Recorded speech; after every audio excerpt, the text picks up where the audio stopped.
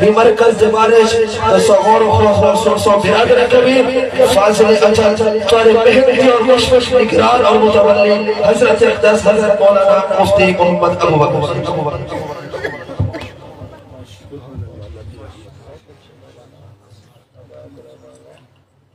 بسم الله الرحمن الرحيم نحمده ونصلي ونسلم على رسوله الكريم أما بعد فأعوذ بالله من الشيطان الرجيم بسم الله الرحمن الرحيم إنما يعمر مساجد الله من آمن بالله واليوم الآخر وأقام الصلاة وآتى الزكاة ولم يخش إلا الله فعسى أولئك أن يكونوا من المهتدين. صدقت يا رب العالمين. قال النبي صلى الله عليه وسلم إنا نحن نزلنا الذكر وإنا له لحافظون. صدقت يا رب العالمين.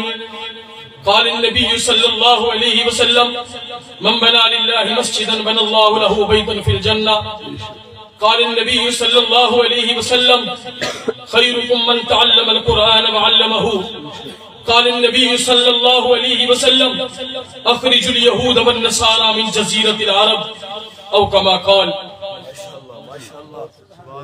درود شریف. اللهم صل على محمد وعلى آل محمد كما صليت على إبراهيم وعلى آل إبراهيم إنك حميد مجيد. اللهم بارك على محمد وعلى آل محمد كما باركت على إبراهيم وعلى آل إبراهيم إنك حميد مجيد. سبحان الله. معزز و مکرم اہل علاقہ کے غیور مسلمان بھائیوں، بزرگوں، نوجوانوں، مجاہدوں، میں سب سے پہلے اس ذات کا شکر ادا کرتا ہوں جس رب نے مجھے بھی اور آپ کو بھی پیدا فرمایا. اللہ رب العزت کا لاکھ لاکھ شکر ہے کہ جس رب نے ہمیں اپنے اس گھر کی چوکیداری کے لیے قبول فرمایا. اس کے بعد کیونکہ حضرت ہمارے اس کانفرنس کے روح رواں، ہمارے مہمان خاص فخر السادات خطیب پاکستان حضرت مولانا اسماعیل شاہ کاظمی صاحب دامت برکاتہم العالیہ آپ کے سامنے جلوہ نگر ہے. میں حضرت کے سامنے زیادہ وقت ہے نہیں ہوں گا، بس مختصر مرکز کا تعارف آپ کے سامنے پیش کروں گا. اللہ تعالیٰ جزائے خیر عطا فرمائے ان مرحومین کو، بھائی ظفر صاحب مرحوم رحمت اللہ علیہ، ان کے والد صاحب چاچا حضور بھائی صاحب آپ کے سامنے موجود ہیں. آج سے 3 سال قبل میں اسلام آباد میں پروگرام میں تھا. مجھے الحاج میراج احمد عباسی صاحب دامت برکاتہم العالیہ نے کال کی کہ حضرت مفتی صاحب ترنڈا محمد پڑا کے اندر ایک بزرگ ہے، کیونکہ حضرت عباسی صاحب کی مسجد اس وقت تعمیر ہو رہی تھی. فرمانے لگے ایک بزرگ ہیں، میں نے ان کو مسجد کی تعمیر کے لیے دعوت دی اور وہ فرمانے لگے کہ میرا ایک بیٹا سعودیہ میں وفات پا گیا، ان کا ایک پلاٹ ہے مسجد کے لیے وقف ہے، اگر آپ چاہیں تو اس پلاٹ کو فروخت کر دیں اور اس کی رقم وہاں پر لگا دیں اس مسجد پہ.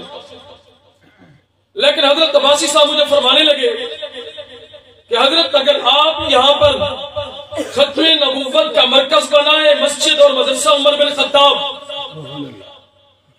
تو میں حضرت سے ملاقات کرتا ہوں اور اسی جگہ پر بھی ہم مسجد مرکز بنائیں گے اور وہاں پر بھی بہاولپور کے قریب جو ان کی مسجد ہے وہاں پر بھی ہم مرکز بنائیں گے.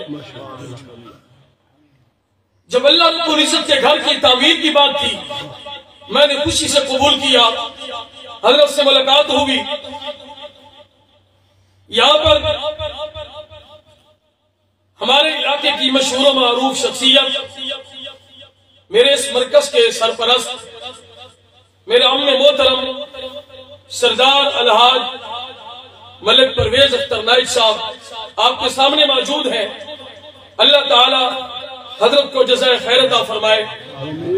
حضرت کو دعوت دی, الحمدللہ حضرت نے, اور مفتی خبیب صاحب استاد العلماء میرے استاد محترم قاری فاروق احمد صاحب دامت برکاتہ العالیہ آپ کے سامنے موجود ہیں, اور علاقے کے علماء معززین یہاں جمع ہوئے, اور اس مرکز کی بنیاد حضرت نے اپنے ہاتھوں سے رکھی. اور اس مرکز کی جب بنیاد رکھی جا رہی تھی, میرے وہ بھائی صحابہ کے دیوانے, صحابہ پر جان قربان کرنے والے, یہ ان کی تمنا تھی. مجھے کہا کرتے تھے کہ مفتی صاحب مجھے معلوم ہے میری زندگی میرا ساتھ نہیں دے رہی, لیکن میں چند زمین کا ٹکڑا بھی, یہ جگہ تنگ ہے, ساتھ ایک آدمی کا پلاٹ تھا, ان سے آگے بھائی اسحاق مرحوم رحمت اللہ علیہ کا پلاٹ ہے. مجھے فرمانے لگے کہ میں اس بھائی کو اپنے پلاٹ میں دے دیتا ہوں, ان کو کہیں کچھ پلاٹ کا ٹکڑا اس مرکز کے لیے چھوڑ دے. اور وہ پلاٹ اللہ کے گھر کے لیے وہ دے کر گئے. وہ تڑپتے تھے, ان کی تمنا تھی کہ اس مرکز کی ختم نبوت مرکز عمر بن خطاب کی ہم نے بنیاد رکھی, اور یہ بہاریں, یہ جلسے, اور حضرت شاہ صاحب کی زیارت, اور یہ ساری بہاریں وہ دیکھنا چاہتے تھے. یہی وجہ ہے الحمدللہ یہ جو ہمارے باولپور سے آئے شناخا, میں نے ان سے گزارش کی, میں نے کہا حضرت ہمارے ایک بھائی کہا کرتے تھے اللہ مجھے وہ دن دکھائے کہ اس مرکز سے صحابہ کے ترانے پوچھے اور میرے کان سنے. سبحان اللہ.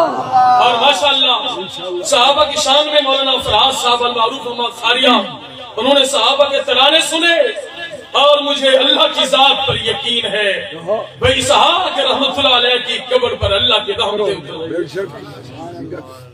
تو میرے بھائیو الحمدللہ 3 سال گزر چکے ہیں اس مرکز کو.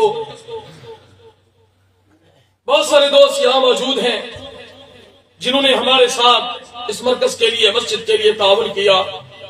میں ان کا مشکور اور ممنون ہوں. اللہ تعالیٰ ان کے تعاون کو اپنی بارگاہ عالیہ میں قبول و منظور فرمائے. اس وقت آپ کے سامنے اس مسجد کی, اس مرکز کی چھت رکی ہوئی ہے. اللہ رب العزت کا قرآن کسی یہودی مشرک سے تقاضا نہیں رکھتا, سوال نہیں کرتا. انما یامر مساجد اللہ من آمن باللہ والیوم الآخر. اللہ قرآن میں فرماتے ہیں کہ اللہ کا گھر تعمیر وہ کرتا ہے جس کا اللہ پر ایمان ہے. جس کا کس پر ایمان ہے؟ اللہ کی ذات پر ایمان ہے, اور آخرت پر بھی ایمان ہے. اس کو معلوم ہے کہ میں نے مرنے کے بعد اللہ کے حضور پیش ہونا ہے. زکات بھی ادا کرتا ہے, نماز بھی پڑھتا ہے, اور اللہ رب العزت کے ذات کے علاوہ اس کے دل میں کسی کا خوف نہیں ہے. فَعَسَىٰ أُولَٰئِكَ أَن يَكُونُوا مِنَ الْمُهْتَدِينَ. اللہ کا قرآن کہتے ہیں یہی لوگ ہدایت یافتہ. میرے بھائیوں آج لوگ کہتے ہیں کہ ہم اپنے بچے کو سکول, کالج, یونیورسٹی میں پڑھائیں, وہ تعلیم حاصل کرے گا اور اچھے عہدے پر فائز ہوگا. میں کالج, یونیورسٹی اور سکول کی تعلیم کی مخالفت نہیں کرتا, آپ ضرور پڑھائیں, لیکن اس کے ساتھ ساتھ مقدم اللہ کے دین کو رکھے, قرآن کو رکھے, دینی مراکز کو رکھے. میں اس کی مثال آپ کے سامنے پیش کر کے اجازت چاہتا ہوں. 2 بچے گھر سے نکلتے ہیں. کتنی بچے؟ 2 بچے گھر سے نکلتے ہیں. ایک وہ بچہ جو کالج جا رہا ہے, جو یونیورسٹی اصلی تعلیم حاصل کرنے کے لیے جا رہا ہے, اور ایک وہ بچہ جو اللہ کا قرآن پڑھنے جا رہا ہے, مدرسے میں جا رہا ہے, مسجد میں جا رہا ہے. اب خود فیصلہ کریں. آپ کے دروازے سے نکل رہے ہیں, آپ سکول پڑھنے والے کی شکل و شباہت, اس کی بناوٹ کو بھی دیکھیں. جو مدرسے جا رہا ہے اس کی بناوٹ کو بھی دیکھیں. ایمان والو, دونوں بچے والدین کے لیے اعلان کر رہے ہیں۔ ایک وہ بچہ جو کالج جا رہا ہے، اس کا والد اس کے کپڑے بھی استری کر رہا ہے، اس کا بوٹ بھی صاف کر رہا ہے، اس کو نہلایا جا رہا ہے اور اس کو بنایا کھایا جا رہا ہے۔ میرے بھائیوں، اور وہ بچہ اپنے گھر کی دہلیز پر والدین کے لیے یہ اعلان کر رہا ہے کہ اے میرے ابو جان، آپ مجھے جس علم کے حصول کے لیے آپ مجھے روانہ کر رہے ہیں، یہ وہ علم ہے آپ کے سامنے میں نے اس کو پشت پہ ڈالا ہوا ہے، یہ میری کمر کے پیچھے ہے، اور یہ اعلان کر رہا ہے کہ اے میرے ابو جان، یہ وہ علم ہے، یہ دنیا میں رہ جائے گا، ہم دنیا سے چلے جائیں گے۔ اور دوسرا وہ بچہ اسی تعلیم سے نکل رہا ہے، اور کبھی والد نے یہ نہیں دیکھا کہ اس کے کپڑے بھی ٹھیک ہے کہ نہیں ہے۔ یہ تو قاری صاحب کو پتہ ہے کہ چھوٹے چھوٹے بچے جو گھر سے پڑھنے آتے ہیں اس کے کپڑے میں کتنی بدبو ہوتی ہے۔ کبھی نہ والد نے پوچھا نہ والدہ نے پوچھا کہ اس کے پاؤں میں جوتا ہے کہ نہیں ہے، اس کے سر پہ ٹوپی ہے کہ نہیں ہے۔ اور دنیا جہان کی اعلیٰ ترین ڈگری حاصل کرنے کے لیے جا رہا ہے۔ یہ وہ ڈگری ہے جس کا طوفان کل قیامت کے دن پوری دنیا اللہ